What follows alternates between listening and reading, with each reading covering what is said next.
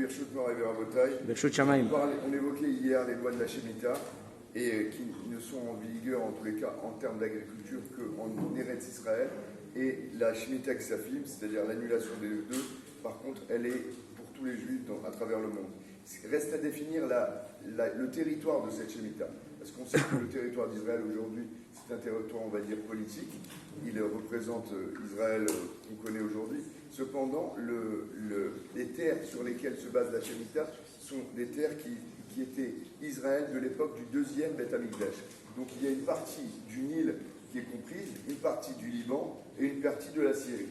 Bon, pour être plus simple, on va rentrer plus dans la halakha. Dans la halakha, il faut savoir que la Shemitah, en principe, elle est mi-deoraita, c'est-à-dire de la Torah.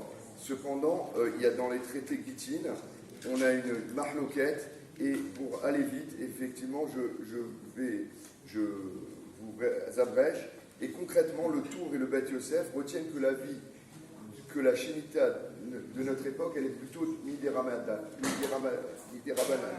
Donc ça permet d'avoir une forme de koula. Pourquoi ? Parce qu'il y a ce qu'on appelle un principe, ça fait que des rabanan la koula. On a un doute sur savoir s'il faut ou pas faire.